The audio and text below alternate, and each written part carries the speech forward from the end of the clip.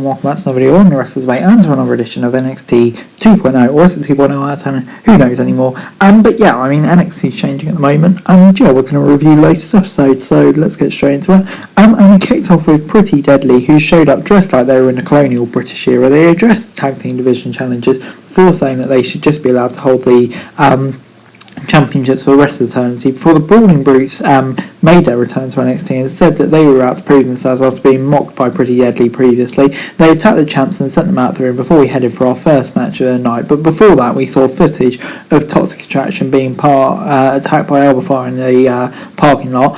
Fire got in a car and drove off with Mandy in it, leaving Jane and Dodie to compete in a tag team match instead of a trios match. Yeah, I mean, like, that was quite a bit weird, deadly parking lot. But yeah, I mean, like, the two segments just setting us stay for later on. No issues with it. Before it's time for Carmelo Hayes versus Ori Mensah. Melo tried showbasing early on and got kicked in the face by the rookie before being sent out of the ring. Williams then got some interference, laying Melo in control with some big moves. Melo then got a near fall off springboard clothesline before locking in a hold. Onro broke out and hit German suplex with a big kick before getting moonsault before Williams got in the way and allowed Melo to get the top rope leg drop for the victory. And yeah, this gets 7 out of 10 from me. Really decent match. I like what they're doing with both these superstars. Carmelo Hayes getting a win, probably the right decision for me. So yeah, good start to NXT.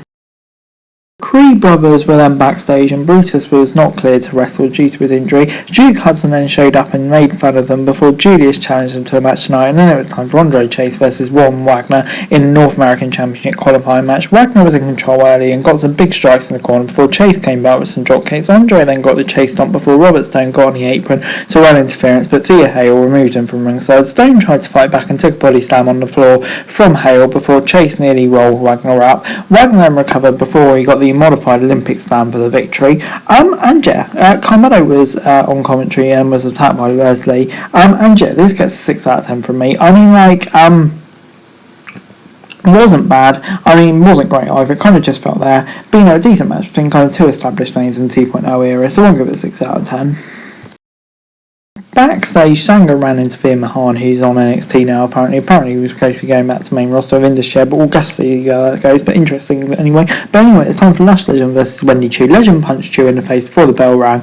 When the match started, Chu got back in and sent Legend outside before trying for a dive, but Lash caught her and hit a backbreaker. Chu then came out with a drop kick and a cartwheel splash in the corner before trying for a dive, but it was countered. Chu countered the punk kick in the corner and hit her signature splash for the victory. And yes, to be honest, I have to give this a 5 out of 10. It just really wasn't that great a match.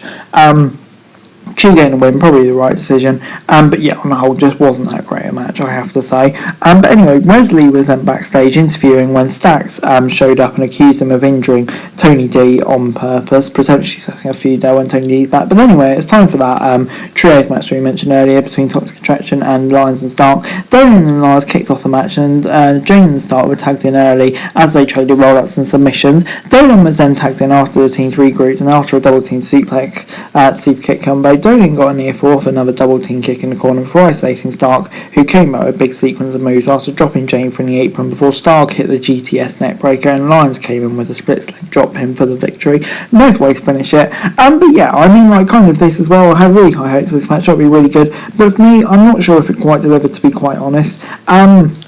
Maybe Trio's match would have worked out for it, but I think it's more about setting up a long-term storyline, really, it seems like. So yeah, I'll give it a 6 out of 10. But anyway, Grayson Morgan was out for his talk show and his guests were Perez and Jade. The two women took every chance to mock each other and referenced the Four Horsemen before Perez said that she was ready to leave Cora behind. Jade said that Perez lacked the talent and was only in the spotlight because of height. Wilder tried to conduct the interview, but it was authorised before Grayson announced that their match would be a spin the wheel, make the deal match at Halloween Havoc. Love to see that. Wilder then asked if they wanted to spin the wheel, and after the women showed no interest, Grayson got up and spun it, and it landed on a weapons wild match. But in the meantime, a brawl kicked off while the chaos unfolded. Someone dragged Wilder under the ring. And it turned out it was, of course, Apollo Crews. Yeah, love the chaos as well. And the match at Halloween Havoc looks really, really interesting as well. So yeah, bit of a unique segment, but to be honest, for the chaos, really, really enjoyed it. But anyway, then it's time for Julius Cree versus Duke Hudson. Julius started off strong, got a big spine buster, and getting his trademark rolling area, getting a fast win. Poor old Duke. But anyway, Damon Kemp showed up after the match and said that he wants a stipulation match to solve his problems with the Cree brothers. Kemp said that if Julius lost their Halloween Havoc match, Brutus would have to leave NXT. Brutus agreed instantly on behalf of Julius before the latter stepped in and wanted to make it an ambulance match, and the stipulations were agreed upon, and the stipulations keep on coming. I'm going to give it a 6 out of 10. I mean, interesting to see where that goes. Would like to see a longer match, obviously understandable with what happened before, the match will be interesting now. I'm kind of intrigued to see which way it goes, to be honest, but 6 out of 10. It was then time for Giant Quinn versus everyone's favourite security guard, Hank Walker. Hank got some big arms early on in the match before taking spine buster from Quinn. Hank was long locked on the ropes and Quinn kept him down with knee strikes, but Quinn was in complete control, but Hank came back with some strikes and ripped off his shirt and hit a big slam. Quinn recovered and hit a big forearm before getting the easy win. Zion attacked Hank after the match, but Quincy Elliott came out to make the save. To be honest, this gets a 5 out of 10. To be honest, after the hype for Hank Walker a few weeks ago, I kind of feel like I had more connection with him than I do with Zion, to be quite honest. So yeah, I would have liked seeing Hank get the win here and continue his remarkable run, but wasn't to be. 5 out of 10, to be honest, wasn't that great. Backstage though, Cameron Grimes tried to talk about the masked guy in a red hoodie, but got attacked and demolished by the Schism. Gary Eatsy then came in and congratulated the red hoodie guy for accomplishing his goal and welcomed him to the team before Bron Breakker was backstage when Javier Bernal asked for a match. Breakker called him stupid before saying he will get the match next week.